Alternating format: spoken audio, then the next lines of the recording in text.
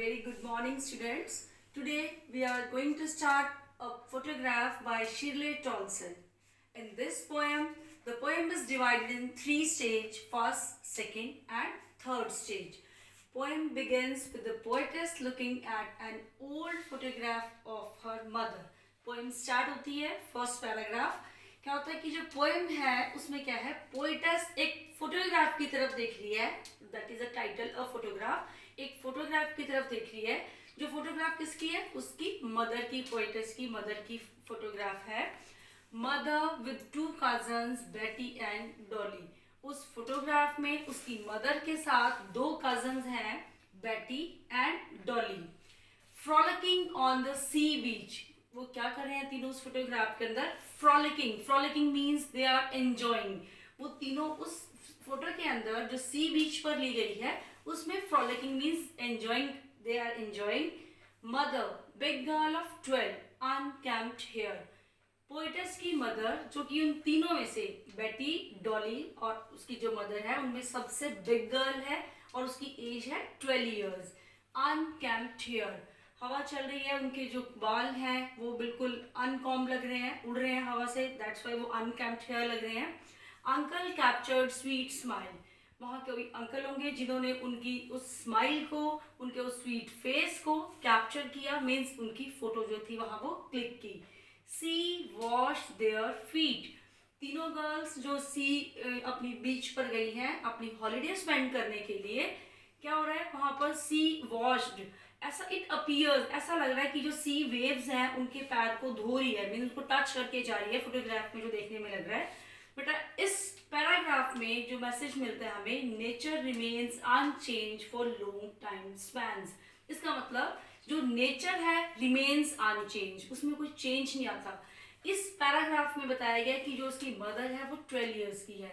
जब पोएटस ये पोएम लिख रही है, मे बी उस टाइम उसकी जो मदर है वो बहुत ज़्यादा एज की होगी, मीन्स कि उसकी मदर की एज में तो चेंज आ गया, लेकिन सी जो कि नेचर जिसको हम कह रहे हैं वो अनचेंज है, उसमें कोई चेंज नहीं है, वो उस टाइम भी ऐसा था अब भी ऐसा है।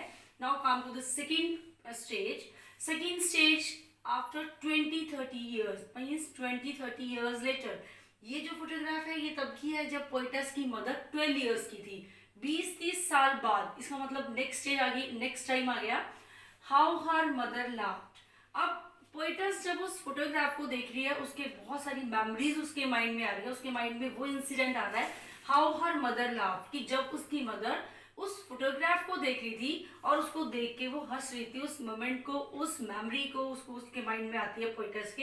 And pointed out to her cousins how they dress, उसकी मदर ने उस फोटोग्राफ को देखते हुए क्या किया, उसने पॉइंट आउट किया। किसको पॉइंट आउट किया? अब उसकी कजन्स को देख के कि हाउ दे ड्रेस, वो देख रही है उस फोटो को कि कैसे वो ड्रेसअप होके बीच पर गई थी, उसको देख के उसकी जो मदर है शी वॉज लाफिंग, वो उसको देख के हंस रही है। Now the poets says C holiday, C holiday जो है पास्ट ऑफ हर मदर, की जो सी हॉलीडे है वो उसकी किसका पास्ट है? उसकी मदर का, क्योंकि जिस वक्त वो गई थी सी हॉलीडे स्पेंड करने के लिए, then she was 12 years old only. अब 20-30 साल बाद, इसका मतलब उसकी पोएटस की जो मदर का ये पास्ट है सी holiday.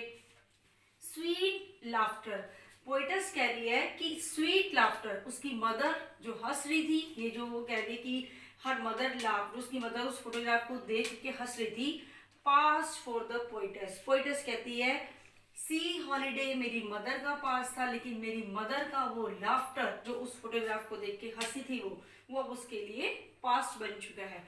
Both mother and daughter have learn to accept the changes brought by the passage of time. अब इसमें कहते हैं कि जो मदर है और जो डॉटर है दोनों ने ये सीख लिया है, दोनों को ये पता चल गया है कि जितने भी चेंजेस जो टाइम लेके आया है, जो टाइम की वजह से चेंजेस आए हैं, क्योंकि टाइम, यू नो दैट कि टाइम चेंजेस एवरीथिंग, टाइम सब चीजें चेंज कर देता है। तो अब वो कहते हैं कि इसमें टाइम फ्लू ऑन विंग्स, जो टाइम है वो कैसे विंग्स मतलब कैसे पंख लगा के समय उड़ गया उसके बारे में बताया गया इस वाले सेकेंड स्टेज में।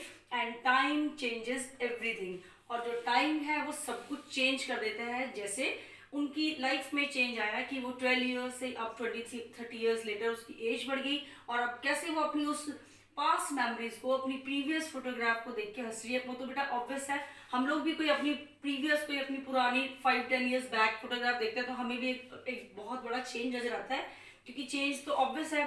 तो टाइम चेंजेस एवरीथिंग, टाइम सब चीज़ों को चेंज करता है। Now come to the last paragraph, that is the third stage. इसमें पोइटेस क्या कहती है कि जो मदर है डेड ईयर्स एगो, अब इस लास्ट पैराग्राफ में जो पोइटेस की जो मदर है, she has been dead for many years, उसकी जो मदर है वो बहुत साल से मर चुकी है, काफ़ी साल उसको मरे हुए हो चुके हैं।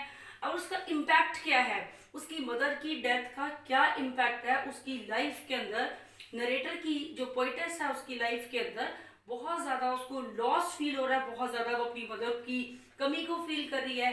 एंड शी इज स्टंड, वो बिल्कुल स्टंड हो गई है, वो मतलब सुन हो गई है, वो अपनी मदर को याद कर रही है, उसके पास कोई वर्ड्स नहीं है डिस्क्राइब करने के लिए उस पेन को जो वो फील कर रही है, जिस चीज जो पेन उसको अपनी मदर के जाने से, जो उसकी लाइफ में जो वॉइड, जो एक स्पेस, जो एक खाली जगह उसकी लाइफ में आ गई है, उस चीज को वो एक्सप्लेन कर रही है कि जो डेथ है वो क्या है, ओवर पावर्स एवरीथिंग। जो डेथ है वो सब चीजों के ऊपर ओवर पावर रहती है। पोइटेस उस सरकमस्टेंस से, सरकमस्टेंस कौन सा, उसकी मदर की डेथ का जो सरकमस्टेंस का है, वो पोइटेस को स्पीचलेस, पोइटेस के पास कोई वर्ड्स ही नहीं रहे, वो चुप हो गई है, वो साइलेंट हो गई है। लास्ट में दिया हुआ इट साइलेंस साइलेंसेस, मीन्स कि पोइटेस की मदर की डेथ की वजह से जो उसकी लाइफ में खाली जगह हो गई है, जो उसकी लाइफ के अंदर लॉस हो गया है, उसकी वजह से वो स्पीचलेस हो गई है एंड अपनी मदर को ट्रिब्यूट टू हर मदर, अपनी मदर को याद कर रही है और उस मेमोरीज में, सब पास्ट की मेमोरीज में लॉस्ट हो गई है। So we can say humans have no control over matters such as life and death.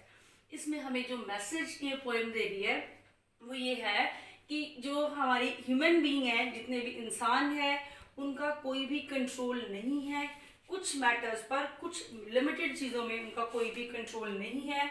वो है जैसे कि लाइफ है और डेथ है, और जो ये इवेंट्स हैं ये हमारी जो लाइफ का पार्ट है। Thank you and have a nice day.